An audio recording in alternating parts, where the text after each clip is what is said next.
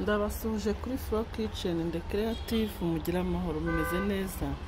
Twagarutse muri ya gahunda yacu yo kuganira ku biribwa bidufitiye umumaro kugira ngo tujye tumenya dusobanukirwe ibyo tugomba gushyira mu mafunguro yacu ya buri munsi bidufitiye imimaro mu mubiri wacu, hanyuma tubyibandeho kugira ngo tumererwe neza, tugire umubiri uzira indwara no kuzahara bya hato na hato.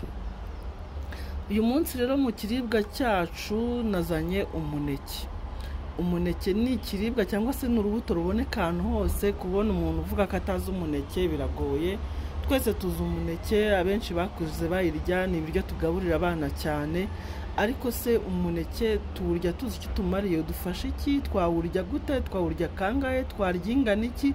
Ibyo byose tugiye kubiganiraho kugira ngo tujye tuwufata dusobanukiwe, tumenye n'igihe cyo kuwufatamo, tumenye n'iryari ukenewe cyane n'iryari tutakabya, kugira ngo byose tubikore dusobanukiwe, turusheho kumererwa neza, tugire amagara mazima, tubungabunga ubuzima bwacu. Twagiye rero, umuneke ni mwiza cyane. Umuneke ukungahaye ku mafibre na substance za pectine zifasha mu kurinda constipation. Umuneke ukungahaye ku myunyungugu ya calcium na potassium ndetse na phosphore. Turaza kugenda tureba muri detail icyo buri kantu umuneke wifitemo utumariye iyo twawuriye. Umuneke kandi ukungahaye kuri beta carotene ari ihinduka vitamine A iyo igeze mu mubiri. Umuneke kandi wifitemo na vitamine B9. Ibyiza by'umuneke ni byinshi cyane, tugiye gutondagura twihuta ibintu 12 umuneke udufashe twawuriye, hanyuma tugende tunabidetayamo gakeya kugira ngo turusheho gusobanukirwa n'ibyo turya. Umuneke ufasha amara gukora neza. Iyo wawuriye amara, ikibazo cy'amara ubukirinze.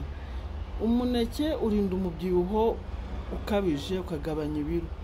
Ku bantu bashaka kunanuka, amarejime abatandukanye, ariko na regime ijyamo umuneke bikagenda neza rwose, umuntu agatakaza ibiro. Umuneke ufasha amagufwa gukomera, ko twabonye ko ifitemo calcium, kandi turabizi neza ko calcium ikora ku magufwa akamera neza, agakomera. Umuneke urinda umuvuduko w'amaraso. Umuneke ufasha ubwonko gukora neza.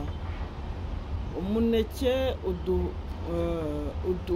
uzamura ubudahangarwa bw'umubiri. Tugeze ku cya 6. Cya 7, umuneke urinda iminkanyari no gusaza imburagihe, ukita ku bwiza bw'uruhu. Umuntu ugasanga umuntu ahorana uruhu rwiza rukeye ruzira iminkanyari no gusaza. Umuneke ukura cholesterol mbi mu mubiri. Cya 8.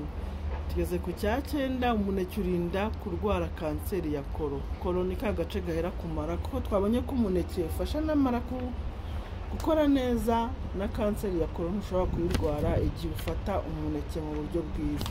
Niyo myanda kandi ya cholesterol iba mu mubiri, iba mu byo tuba twariye, umuneke ufitemo ubushobozi bwo kuyigabanya, ugasohora ibyo binure bibi bishobora gutera uburwayi butandukanye. Umuneke utanga imbaraga, cyane cyane nko mu gihe umuntu agiye gukora siporo zikomeye, wumva uri butakaza imbaraga cyane rwose, wabyiteguye ushobora gufata umuneke. Icyo gihe ukora siporo neza ufite imbaraga, kuko umuneke ufite ubushobozi bwo kongera imbaraga mu mubiri. Umuneke kandi ufasha muri digestion na metabolisme, igogorwa by'ibyo twariye bikagenda neza. Bya bindi byo kugara mu gifu ntabwo bibaho iyo wafashe umuneke, kuko umuneke urafasha muri digestion no muri metabolisme.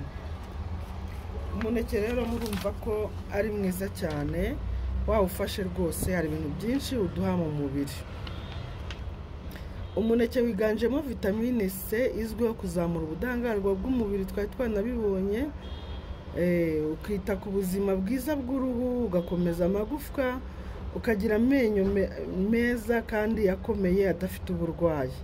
Bimwe byo burwayi ufata amenyo ugasanga amenyo y'umuntu yarashize aramubabaza, buriya iyo ufata umuneke ibyo bintu utandukana nabyo. Umuneke kandi ufasha feri iri mu byo twariye ikabasha kwinjira mu mubiri neza, ikajya gukora ibyo yagenewe gukora mu mubiri. Urugero, murabizi ko feri, ubutare ari ingenzi cyane mu kongera amaraso ku bantu bafite amaraso makeya, ya ndwara ya anemi. Ku bantu bafite ikibazo rero cy'amaraso makeya mu mubiri, feri iba ikenewe.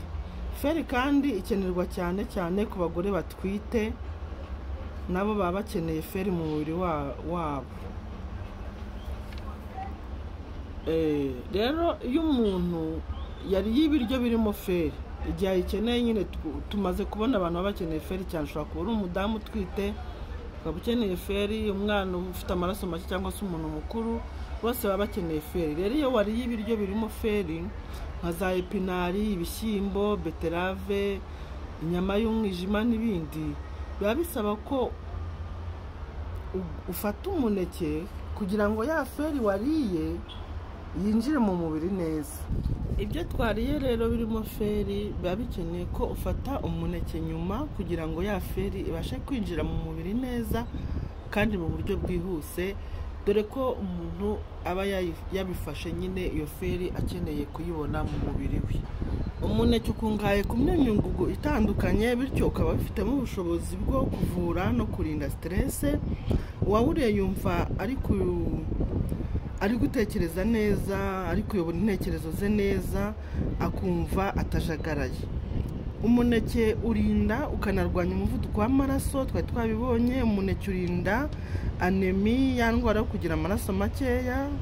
Umuneke kandi wifitemo fibre zifasha muri digestion de transit intestinal.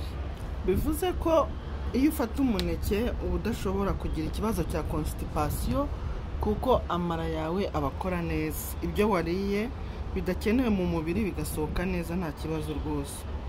Ya potassium dusanga mu muneke yiganjemo ifasha mu kurwanya umuvuduko w'amaraso, ikarwanya n'indwara zose zishamikiye ku mutima ndetse n'indwara zose zifata ubwonko. Iyo wariye umuneke ibyo byose bashobora gukora neza, amaraso agatembera neza mu mubiri, umutima ugakora neza ndetse n'ubwonko bwawe bugakora neza, ukabasha gutekereza neza. Ariho twabonye ko umuneke urinda stress, umuntu akabasha kwikonsantra ku bintu, akaba abasha no kuruhuka neza yagiye kuryama. Iyo wariye umuneke ibyo byose biba bikora neza mu mubiri wawe. Umuneke wawe urya ushonje kuko wongera imbaraga mu mubiri. Ushobora rwose gufata umuneke mu gitondo ukirirwa umeze neza, kuko wifitemo ubushobozi bwo kuguha imbaraga mu mubiri, kuko nyine murabyumva ko iyo uriye umuneke wumva ko urimo isukari, kandi isukari tuzi ko itera imbaraga. Si byiza kurya umuneke nijoro kuko ifitemo isukari nk'uko nari mbivuze, ndetse byatuma iyo sukari iperitiriba digestion, bikakubuza gusinzira neza. Buriya muzabireme neza, ntabwo ari byiza gufata ibiryo birimo isukari nyinshi nijoro ugiye kuryama, kuko isukari ntabwo uba ugiye muri siporo, ntabwo uba ugiye kugenda, uba ugiye kuryama. Umubiri nta mwanya ubona wo gukoresha sukari wafashe, biguma mu mubiri rero kandi bikatera indigestion, bigatuma udasinzira neza. Tutibagiwe ko binakora stockage mu mubiri, bikaba byagutera umubyibuho utari ngombwa. Ntabwo ari byiza rero gufata ibiryo biryohereye nijoro. Ubwo murabyumva ko n'umuneke urimo. Ntabwo ari byiza gufata umuneke nijoro. Imineke myinshi kandi si myiza ku barwayi ba diabete, kuko mwabyumvishe kandi murabizi ko imineke igiramo isukari. Ntabwo ari byiza kurya imineke myinshi kuko yakongerera isukari mu mubiri ku barwayi ba diabete.